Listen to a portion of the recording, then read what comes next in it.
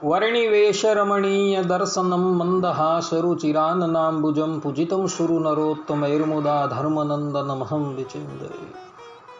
असतो मा षड्गमय तमसो मा ज्योतिर्गमय मृत्युर्मा अमृतं गमयः। ओम शांति शांति शांति। આજની જ્ઞાન સભાની અંદર પધારનારા બધા જ ભગવદ્ ભક્તોને વેદાંતાચાર્ય પુરાણ ઇતિહાસાચાર્ય એમએ ફિલોસોફી શાસ્ત્રી રાકેશભાઈના હેતપૂર્વક જય સ્વામિનારાયણ। ભક્તો, ગયા વખતની જ્ઞાન સભાની અંદર આપણે લોકો શ્રીમદ ભાગવતના દસમ સ્કંદની કથા જે છે એ શ્રવણ કરતા હતા અને એની અંદર પણ રાસ પંચાધ્યાયની અંદર આવતા ગોપી ગીતની ઉપર ચર્ચા જે છે એ કરતા હતા। ગોપી ગીતની અંદર 13 શ્લોકની ચર્ચા આપણે કરી આવેલા છે। આજે 14 થી લઈને 19 પર્યંત શ્લોકની ચર્ચા જે છે એ આપણે કરીએ, અર્થાત કે એની કથા શ્રવણ કરીએ।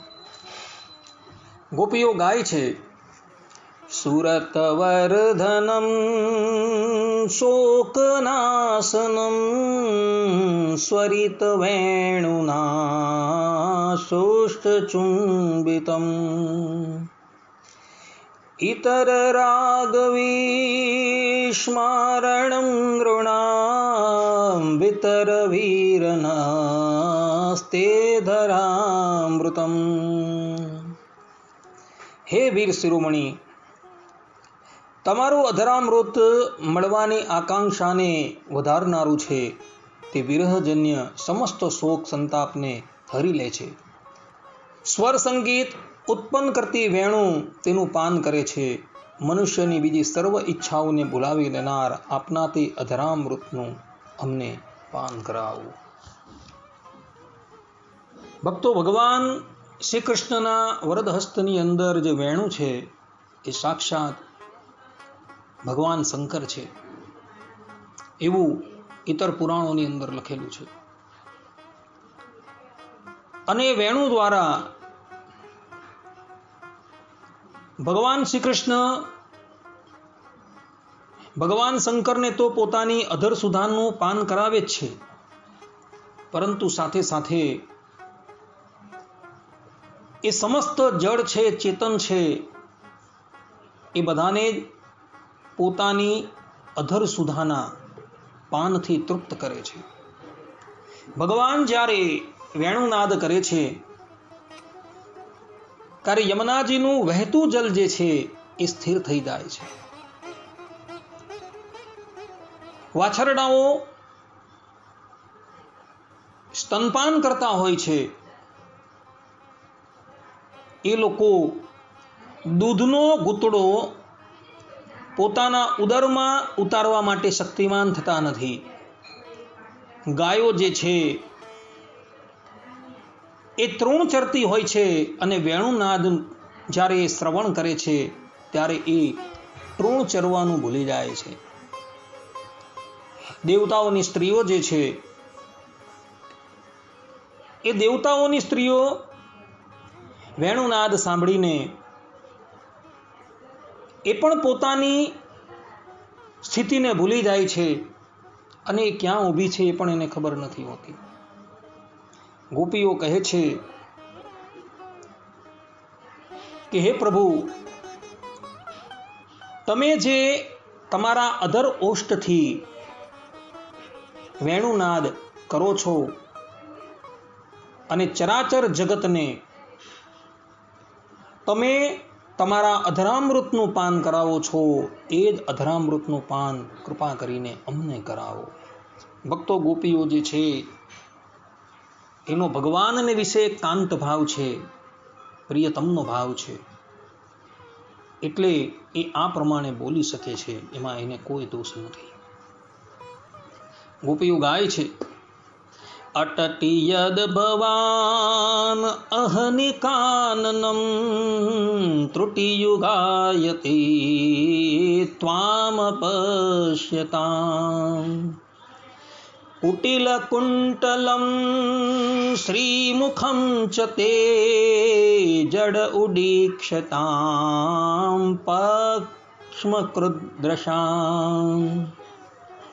अर्थात कि हे वहाला, दिवसे જ્યારે તમે વનમાં વિહાર કરવા ચાલ્યા જાઓ છો ત્યારે તમને જોયા વિના અમારા માટે એક ક્ષણ યુગ જેવો થઈ જાય છે, અને જ્યારે તમે સાંજે પાછા આવો છો ત્યારે વાંકડિયા કેસથી છવાયેલું તમારું પરમ સુંદર મુખ અમે જોઈએ છીએ, ત્યારે અમને અમારા નેત્રોની પાપણો વચ્ચે નડે છે। તેથી એવું લાગે છે કે અમારા નેત્રોની પાપણો ઉત્પન્ન કરનાર બ્રહ્મા ખરેખર મૂર્ખ છે। ગોપીઓ કહે છે કે પ્રભુ, જ્યારે આપ ગૌધન લઈને વ્રજમાંથી વનની અંદર જાઓ છો ત્યારે તમારા દર્શનના અભાવની અંદર અમારી એક એક ક્ષણ જે છે એ એક એક યુગના જેવી વીતે છે, અને જ્યારે આપ શ્રી વનમાંથી પુનઃ ગોષ્ઠની અંદર પધારો છો ત્યારે આપ શ્રીનું એ મુખારવિંદર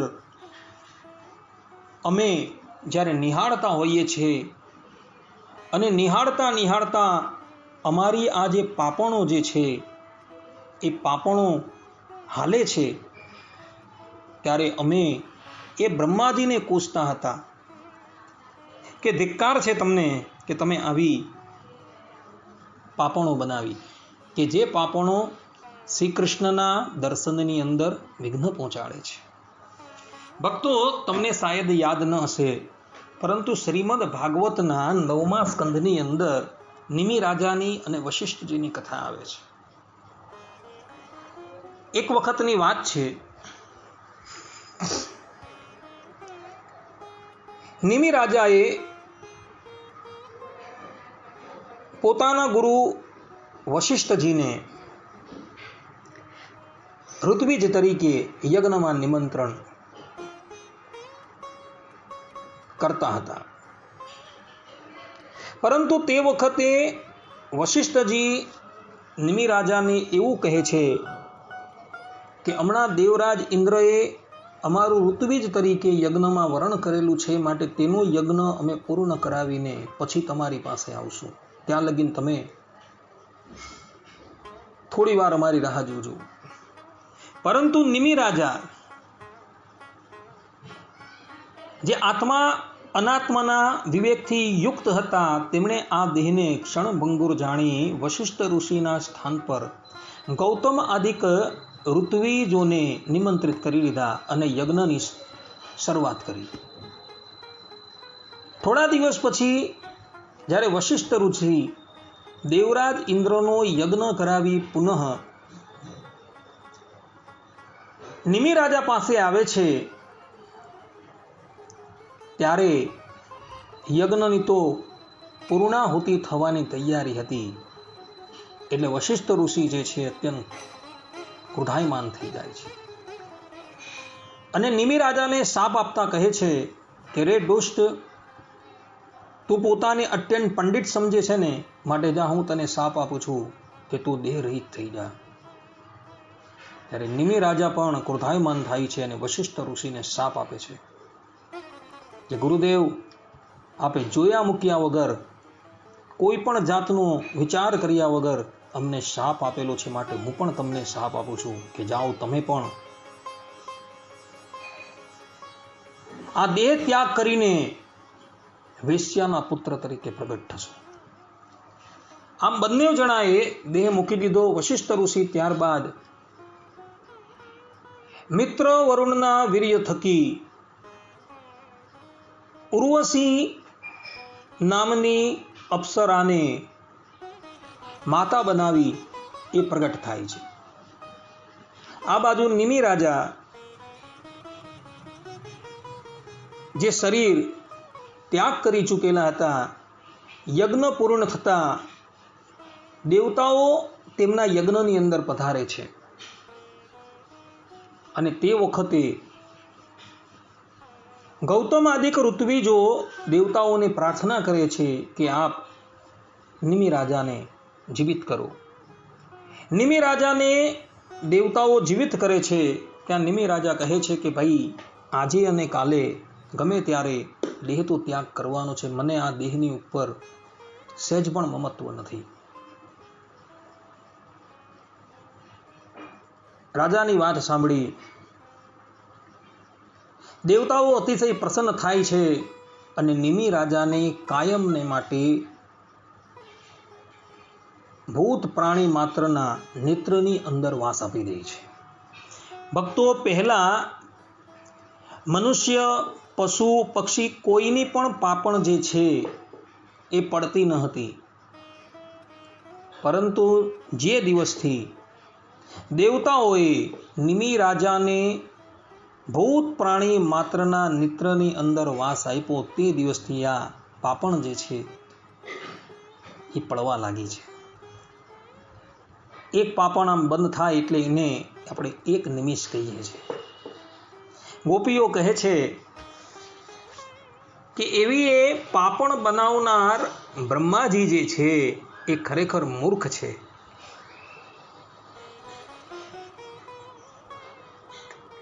કે જે પાપણો શ્રી કૃષ્ણના દર્શનની અંદર વિઘ્ન કરનારી.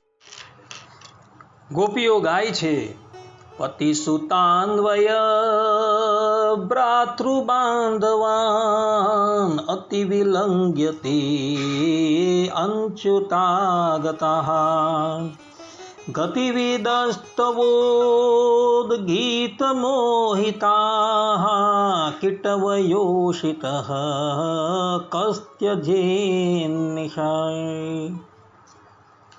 અર્થાત કે હે પ્રિય શ્યામ સુંદર, અમે અમારા પતિ, પુત્ર, ભાઈ, બંધુ અને કુલ પરિવાર છોડીને તેમની ઈચ્છા અને આજ્ઞાનું ઉલ્લંઘન કરી તમારી પાસે આવી છીએ. અમે તમારી બધી રમત જાણીએ છીએ અને તમારા મધુર ગીતથી મોહિત છીએ, તે તમે જાણો છો. છતાં હે કપટી, આ રીતે રાત્રિના સમયે તમારી સાથે જ પ્રેમ કરનારી એવી અમયુવતીઓનો તમારા વિના કોણ ત્યાગ કરી શકે? ગોપીઓ અહીં જે કહી રહી છે એ વાત અક્ષરે અક્ષર સત્ય છે. ભગવાનને મળવા માટે ગોપીઓ જે છે એ પોતાના પતિ, પુત્ર, ભાઈ, બંધુ, કુલ પરિવાર બધાનો ત્યાગ કરી વનની અંદર ભગવાનની પાસે આવે છે.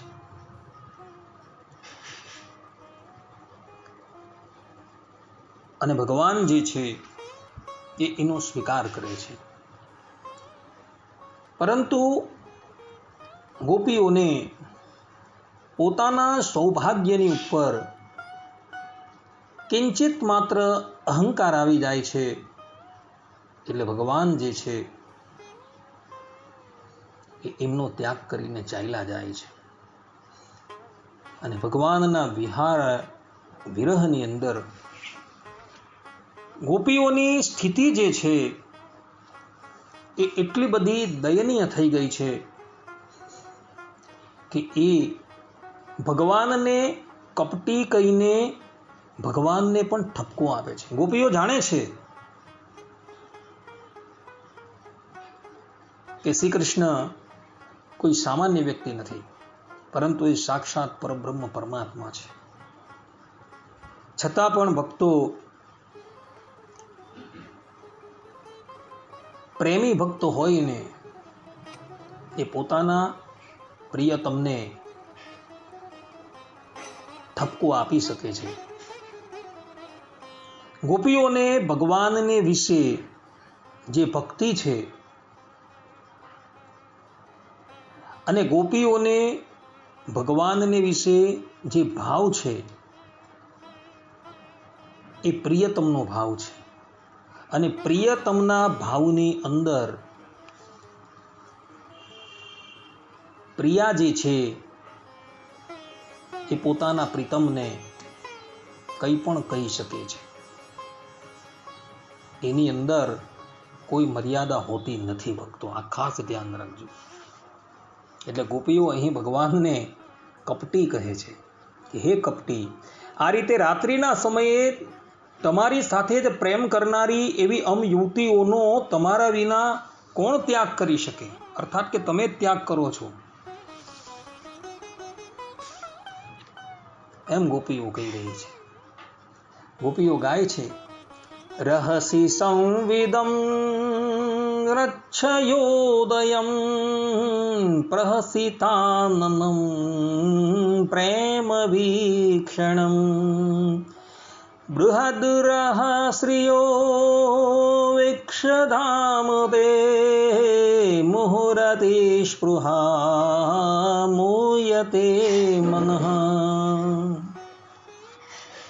હે પ્યારા કૃષ્ણ, તમારી ચેષ્ટાઓ, તેના કારણે તમને મળવાની અમારી કામના, તમારું મંદ હાસ્ય, પ્રેમભરી દ્રષ્ટિ અને લક્ષ્મીના નિવાસ રૂપ તમારું વિશાલ વક્ષસ્થલ, આ બધું જોઈને અમારી સ્પૃહા અત્યંત વધી રહી છે અને વારંવાર અમારું મન મુગ્ધ થઈ રહ્યું છે. ભક્તો, ભગવાન શ્રીમદ નારાયણનું જે વપુ છે, એમનું જે શરીર છે એ એટલું બધું અદ્ભુત છે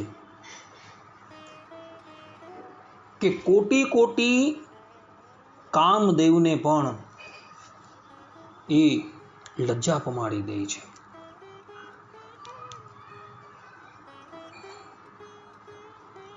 એટલું અદ્ભુત ભગવાનનું રૂપ છે. શ્રીમદ ભાગવતના તૃતીય સ્કંધની અંદર સ્પષ્ટ રૂપે સુખદેવજી મહારાજ કહે છે કે ભગવાન શ્રી કૃષ્ણ દર્પણની અંદર પોતાનું રૂપ જોઈને પોતે મોહિત થઈ જતા હતા કે હું આટલો બધો સુંદર દેખાઉં છું.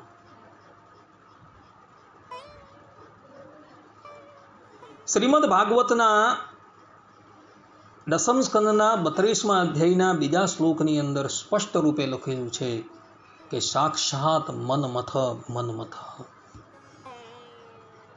અર્થાત કે કામદેવના મનને પણ મોહ પમાડી દે એવું એ ભગવાનનું રૂપ છે. ભક્તો, આ બ્રહ્માંડની અંદર કામદેવથી વધારે રૂપવાન બીજું કોઈ નથી, પરંતુ કોટી કોટી કામદેવના રૂપને પણ મોહિત કરી દે એવું એ ભગવાનનું રૂપ છે.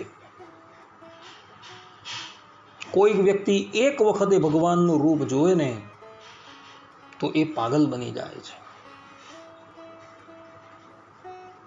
એટલું એ ભગવાનનું અદ્ભુત રૂપ છે.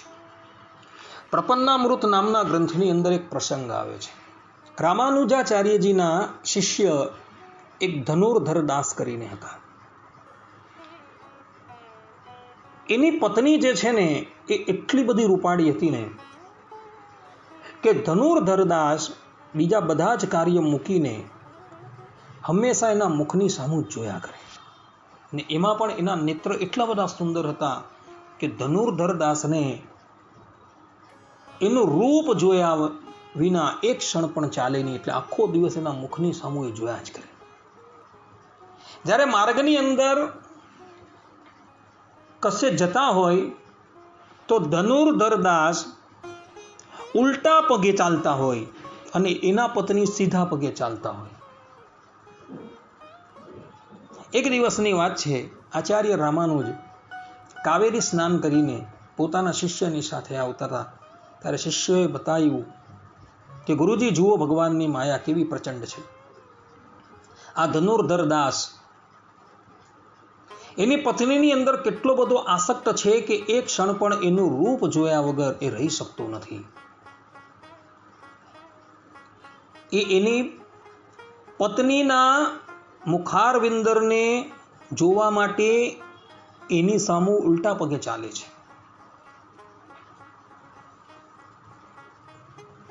આચાર્ય રામાનુજાચાર્ય કહે કે હે શિષ્ય, એ રૂપની ઉપર આસક્ત છે, એમાં એનો દોષ નથી. જો એને એનાથી પણ વધારે આપણે સુંદર રૂપ બતાવી દઈએ ને તો એના પર આસક્ત થઈ જાય. માટે જાઓ, ધનુર્ધર દાસને કહો કે આચાર્ય યાદ કરે છે. શિષ્ય જાય છે અને ધનુર્ધર દાસને બોલાવી લાવે છે કે આચાર્ય યાદ કરે છે.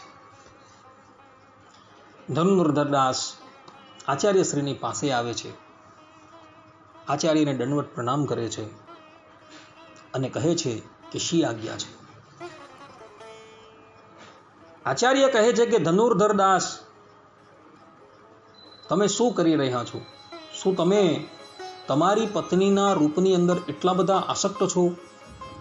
ત્યારે ધનુર્ધર દાસ કહે છે કે પ્રભુ, મારી પત્નીનું મુખ એટલું બધું સુંદર છે અને એમાં પણ એના નેત્ર એટલા બધા સુંદર છે કે એને જોતા મને તૃપ્તિ જ થતી નથી. આચાર્ય રામાનુજ કહે કે અમે એના કરતાં પણ સુંદર નેત્ર તમને બતાવીએ તો? ધનુર્ધર દાસ કહે કે આચાર્ય શ્રી, તો પછી હું એના રૂપને, અર્થાત કે મારી પત્નીના રૂપને હું જોવાનું છોડી દઉં અને અખંડ એના નેત્ર જોયા કરું. આચાર્ય રામાનુજ એને લઈને રંગનાથ ભગવાનની પાસે આવે છે, શ્રીરંગમમાં જ્યાં રંગનાથ ભગવાન બિરાજમાન છે. આચાર્ય એને રંગનાથ મંદિરની અંદર લાવે છે. રંગનાથ ભગવાન શેષશૈયાની ઉપર નેત્ર બંધ કરીને પોડેલા હોય છે. આચાર્ય શ્રી ભગવાનની પ્રાર્થના કરે છે કે પ્રભુ, આપ આપણા નેત્રો ઉગાડો અને ધનુર્ધર દાસને એના દર્શન કરાવો. આચાર્યની પ્રાર્થના સાંભળી ભગવાન શ્રીમન નારાયણ પોતાના નેત્ર ખોલે છે ને અને ધનુર્ધર દાસ એના દર્શન કરે છે ને ત્યાં જ ધનુર્ધર દાસ મોહિત થઈ જાય છે. પછી તો ભગવાન એને પોતાનો સમસ્ત વિગ્રહ જે છે એ બતાવે છે, પરંતુ એમના નેત્રો જોઈને ધનુર્ધર દાસ એટલા તો મોહિત થઈ જાય છે કે પોતાની પત્નીનું રૂપ જોવાનું એ છોડી દે છે પછી કાયમ માટે, અને અખંડ રંગનાથ ભગવાનની સેવાની અંદર પોતાનું જીવન સમર્પિત કરી દે છે. એક વખત ખાલી એને દર્શન થયા અને ત્યાં એ મોહિત થઈ ગયો. તે જ પ્રમાણે આપણા સત્સંગી જીવનની અંદર તૃતીય પ્રકરણની અંદર અન્નકૂટ મહોત્સવની લીલા આવે છે. વિક્રમ સંવત 1871ની અંદર દુર્ગપુરની અંદર ભગવાન સ્વામિનારાયણે અન્નકૂટનો ઉત્સવ ઉજવેલો હતો અને તે વખતે લાખો હરિભક્તો દુર્ગપુરમાં ભેગા થયા હતા. તે વખતે ભગવાન સ્વામિનારાયણે જ્યાં સંકલ્પ કર્યો ને ત્યાં જ એમણે પોતાના મનુષ્ય રૂપની અંદર જ પોતાના દિવ્ય ધામની અંદર જે રૂપ છે તેના દર્શન બધા જ ભગવદ ભક્તોને કરાવ્યા. અને તે વખતે એમ કહેવાય છે કે જે ભગવત ભક્તની દ્રષ્ટિ ભગવાન સ્વામિનારાયણના ચરણારવિંદરની ઉપર પડી તે દ્રષ્ટિ ત્યાંથી હટાવવા માટે અસમર્થ થઈ ગયો. જેની દ્રષ્ટિ મુખારવિંદર પર પડી, જેની દ્રષ્ટિ હસ્તની ઉપર પડી, જેની દ્રષ્ટિ કટીની ઉપર પડી, જેની દ્રષ્ટિ વક્ષસ્થળ પર પડી, તો એ પોતાની દ્રષ્ટિ ત્યાંથી ઉઠાવવા માટે અસક્ષમ થઈ ગયો હતો.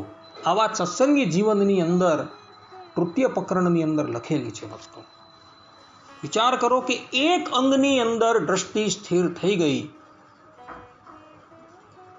તો ભગવત ભક્ત જે છે એ અંગમાંથી દ્રષ્ટિ બીજે સ્થાપિત કરવા માટે અસક્ષમ થઈ ગયો હતો. આ પ્રમાણેનું ભગવાનનું રૂપ છે. ને એ ગોપીઓ જે છે એ ભગવાનના રૂપની ઉપર એવી તો મુગ્ધ થઈ ગઈ છે કે એને જગતનું પણ કોઈ ભાન રહેતું નથી.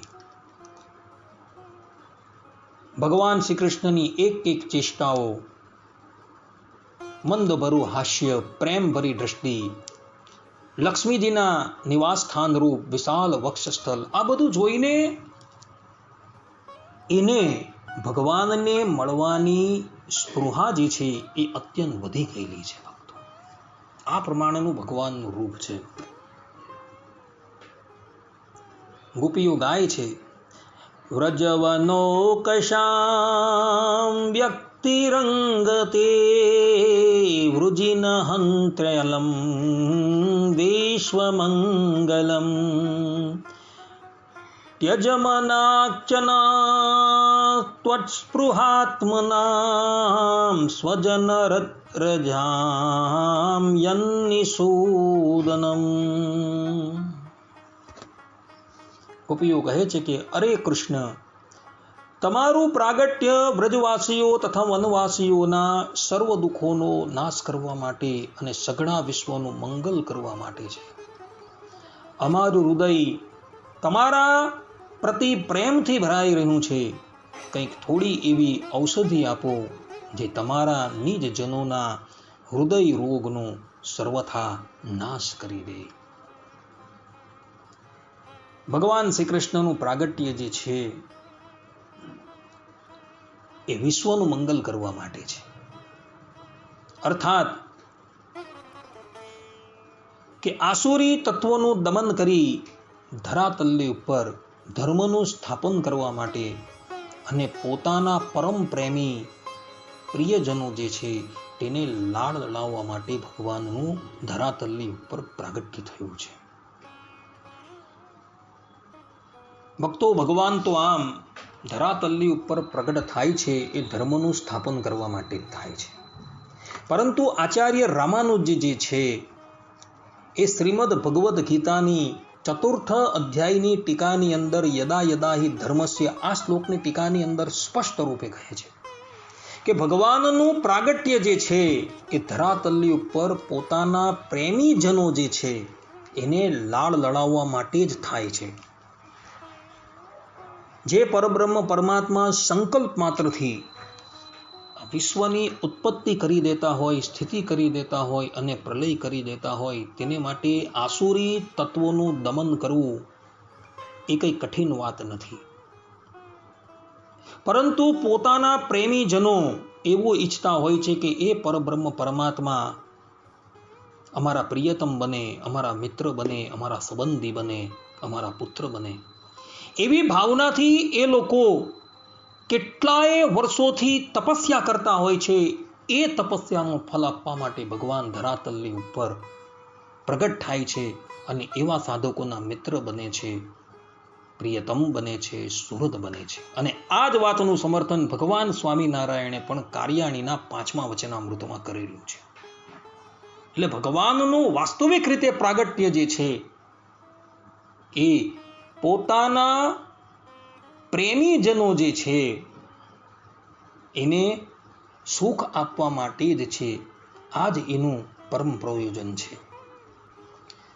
ગોપીઓ કહે છે કે હે પ્રભુ, અમારું હૃદય તમારા પ્રતિ પ્રેમથી ભરાઈ રહ્યું છે. કંઈક થોડી એવી ઔષધિ આપો જે તમારા નિજ જનોના હૃદય રોગનો સર્વથા નાશ કરી દે. ઔષધિના રૂપની અંદર ગોપીઓ જે છે એ ભગવાનની પાસે એવું માગે છે કે હે પ્રિયતમ, કૃપા કરીને તમે અમને કિંચિત માત્ર તમારી ઝાંખી કરાવો, જેથી કરીને અમારા હૃદયની અંદર જે તમારા વિરહનો તાપ જે છે એ તાપ થયો છે, એ તાપ જે છે એ શમન થઈ જાય. માટે કૃપા કરીને આપ શ્રી અમને આપના દર્શન આપો. તમારા દર્શન થતાં જ, તમારી ઝાંખી થતાં જ, એ ઝાંખી રૂપ ઔષધ અમને પ્રાપ્ત થતાં જ અમારો વિરહ અગ્નિ જે છે એ શાંત થઈ જશે. ભક્તો, વિચાર કરો કે ગોપીઓ જે છે એ ભગવાનના વિરહની અંદર કેટલી ઝૂરી રહી છે. એને ભગવાનના વિયોગનો કેટલો તાપ થાય છે. ભગવાન શ્રી કૃષ્ણ થોડા સમયની અંદર જ પ્રગટ થશે અને એમને દર્શન આપશે. પરંતુ ભગવાન શ્રી કૃષ્ણ એમને મૂકીને અર્થાત કે વ્રજનો ત્યાગ કરીને જ્યારે મથુરા અને દ્વારકા પધાર્યા ત્યારે ગોપીઓની શું સ્થિતિ થઈ હશે? એમના એ દિવસો કેવી રીતના જતા હશે? ભગવાન ત્યારબાદ ગોપીઓને 11 વર્ષ અને 52 દિવસ પછી ભગવાન જે છે એ મથુરા અને ત્યારબાદ દ્વારકા ગયા અને પછી 100 વર્ષ પછી એ ગોપીઓને મળે છે.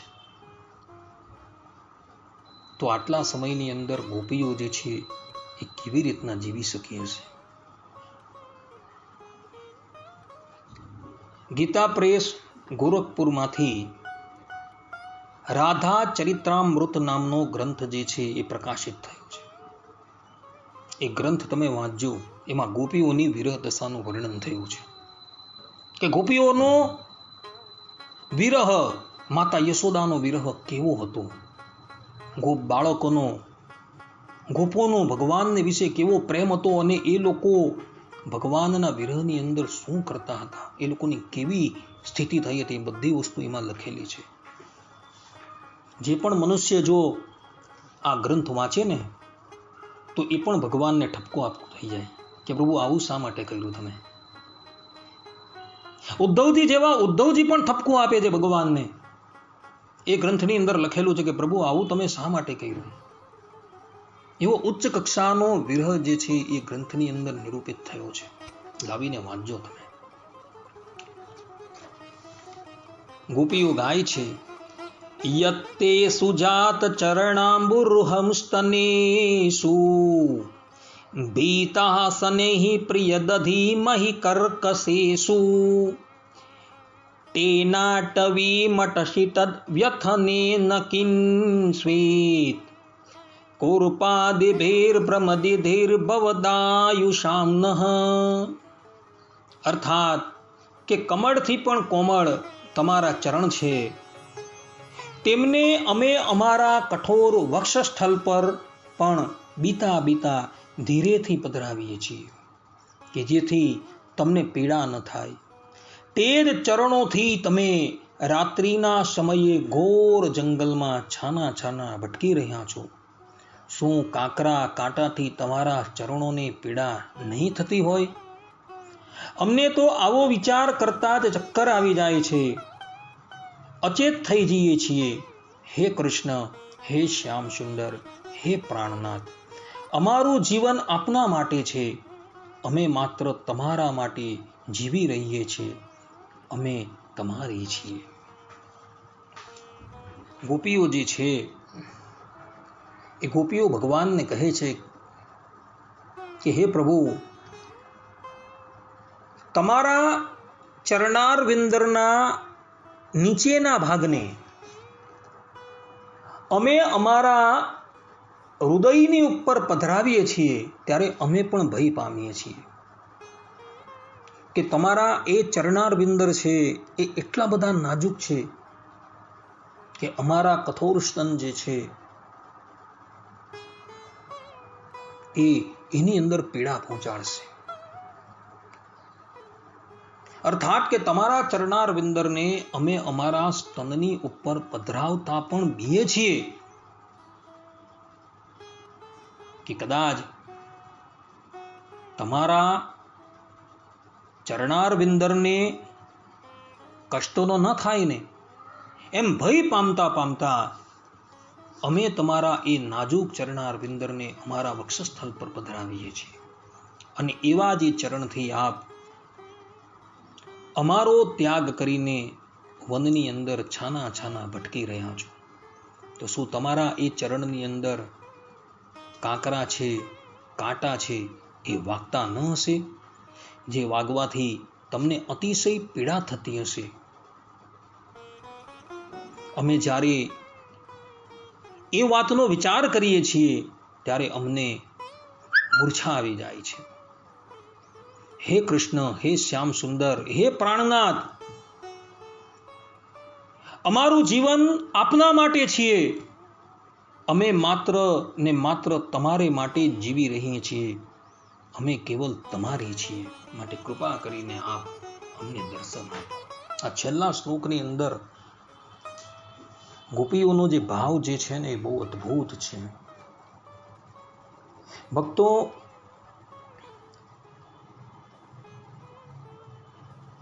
જેને પ્રેમ કરતા હોય ને એ એની બહુ ખબર રાખતા હોય છે. એ એકબીજાની ખબર હંમેશા રાખતા હોય છે. ગોપીઓનો પણ ભગવાનને વિશે અગાધ પ્રેમ છે. એ હંમેશા ભગવાનને સુખી કરવાનું ઈચ્છે છે. એ ભગવાન થકી કોઈ પણ જાતનું સુખ ઈચ્છતી નથી. એ લોકોના મનની અંદર એવો જ વિચાર છે કે અમારી જે પણ કંઈ ક્રિયા છે એનાથી ભગવાન જે છે એ સુખી થાય. તત્સુખાય, સ્વસુખાય નથી ગોપીઓ, તત્સુખાય જ છે, કે પ્રિયતમના સુખને માટે છે. અને વાસ્તવની અંદર આને જ પ્રેમ કહેવાય.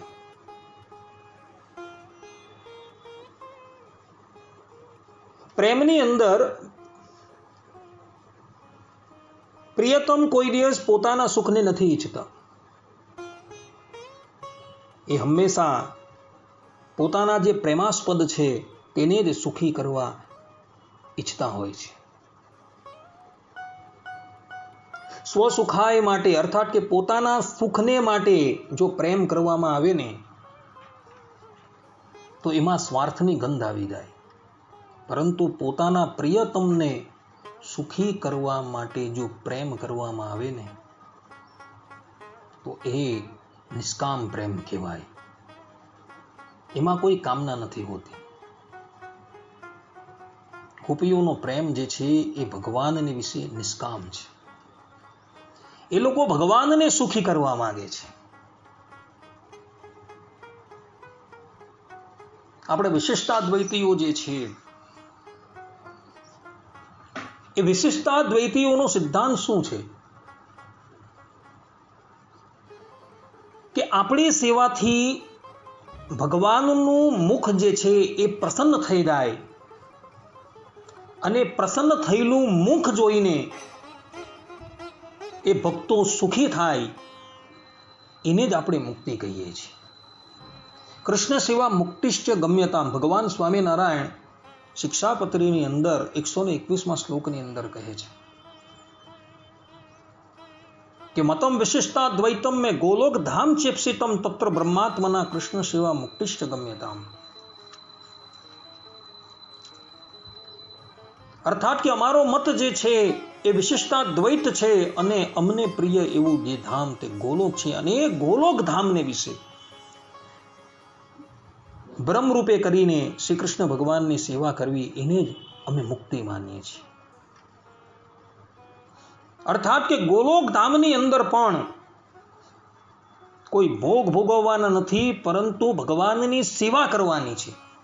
ભગવાન સ્વામિનારાયણ કહે કે દિવ્ય રૂપ ધારણ કરીને સેવા કરવાની છે ને એને જ અમે મુક્તિ માની. અને એ સેવાની અંદર પણ રામાનુજ પ્રભુજી આચાર્યો કહે છે કે ભગવાનની સેવા કરતા થકા પોતાની સેવાએ કરીને એ પરબ્રહ્મ પરમાત્મા જે છે એ પ્રસન્ન થાય અને ભગવાનનું પ્રસન્ન મુખારવિંદર જોઈને એ મુક્ત જે છે એ પ્રસન્ન થાય, એ જ વાસ્તવની અંદર મુક્તિ છે. આવું રામાનુજાચાર્ય અને એના પ્રભુતિ આચાર્યો બધા જે છે એ કહી રહ્યા છે. એટલે ગોપીઓની જે એક એક ક્રિયા છે એ કેવલ ને કેવલ ભગવાનને સુખ આપવા માટે છે. ભગવાન તો પોતે આપ્તકામ પૂર્ણકામ છે, આત્મારામ છે. છતાં પણ પત્ર પુષ્પમ ફલમ તોયમ, એમાં જે ભગવાને કીધું તે પ્રમાણે પોતાના પ્રેમી ભક્તો જે છે એને કંઈ પણ આપે તો એને ભગવાન સહર્ષ સ્વીકાર કરે છે. પરબ્રહ્મ પરમાત્મા નિત્ય તૃપ્ત છે, છતાં પણ ગોપીઓની પાસે માખણ માંગે છે. કેમ? કારણ કે ગોપીઓનું હૃદય જે છે એ માખણ જેવું કોમળ છે. એટલે નિત્ય તૃપ્ત હોવા છતાં પણ એની પાસે માખણ માગે છે, છાશ માગે છે. અને ગોપીઓ જે છે એ આપવાની ના પાડે છે અને કહે છે કે કાના થોડી વાર નૃત્ય કર અને અમને તારું નૃત્ય બતાવો તો તને અમે છાશ આપીએ. અને ભગવાન જે છે, જે બહુ બ્રહ્માદિક દેવતાઓને, ચરાચર પ્રાણીઓને નૃત્ય કરાવે છે, એ ભગવાન ગોપીઓના કહેવાથી નૃત્ય કરતા હોય છે. આને કહેવાય વિરુદ્ધ ધર્માશ્રય. જે પોતે સ્વતંત્ર છે, કોઈના બંધનમાં નથી આવતા, છતાં પણ યશોદાજી જ્યારે ડામણાથી બાંધે છે ત્યારે બંધાઈ જાય છે. આને કહેવાય વિરુદ્ધ ધર્માશ્રય. આવો વિરુદ્ધ ધર્માશ્રય ભગવાનની અંદર છે. કાળ અને માયાને પ્રલય અવસ્થાની અંદર ચટણી અને અથાણું જે પ્રમાણે ચાટવામાં આવે તે પ્રમાણે ભગવાન ચાટી જાય છે. ઉપનિષદ કહે છે જે કાળના પણ કાળ છે, સકાલ કાલઃ, જેની ભ્રકુટી વિલાસથી કાળ પણ ધ્રુજવા માંડે છે. એવા એ પરબ્રહ્મ પરમાત્મા જે છે, એ યશોદાજી જ્યારે સોટી લઈને મારવા માટે આવે છે ત્યારે પોતે માર પડશે એને લઈને અતિશય ભય પામે છે અને ધ્રુજવા લાગે છે. આને કહેવાય વિરુદ્ધ ધર્માશ્રય. ગોપીઓ અહીં ભગવાનને તૃપ્ત કરવા માટે આવેલી છે, ભગવાનને સુખ પહોંચાડવા માટે આવેલી, છતાં પણ ભગવાન જે છે એમનો ત્યાગ કરીને ચાલ્યા ગયા છે. ગોપીઓ કહે કે અમે તો માત્ર તમારે માટે જીવી રહી છે અને અમે કેવલ તમારી જ છીએ, અન્ય કોઈની નથી. અમે અમારા સગા સંબંધીઓને ત્યાગ કરીને આવેલા છીએ અને તમે અમારો ત્યાગ કરીને પ્રભુ ચાલ્યા ગયા. માટે કૃપા કરીને આપ અમને દર્શન આપો. આ પ્રમાણે અહીં ગોપી ગીતના 19 શ્લોકની ચર્ચા જે છે એ પૂર્ણ થાય છે અને 31મો અધ્યાય જે છે એ પૂર્ણ થાય છે. હવે પછી 32મા અધ્યાયની અંદર ભગવાન શ્રી કૃષ્ણ પ્રગટ થઈને ગોપીઓને પોતાના દર્શન આપે છે તેની કથા છે. પરંતુ સમયનો અભાવ હોવાથી આપણે આ કથા અહીં વિરામ આપીએ છીએ. હવે પછીની કથાની અંદર આપણે 32મા અધ્યાયની લીલા જે છે તે શ્રવણ કરશું. ત્યાં લગીન બધા જ ભગવત ભક્તોને હેતપૂર્વક જય સ્વામિનારાયણ. સર્વે સંતુ નિરામય, સર્વે સુખીનો ભવંતુ, સર્વે ભદ્રાણી પશ્યંતુ, મા કશ્ચિત દુઃખ ભાગ ભવેત. અસ્તુ. જય સ્વામિનારાયણ.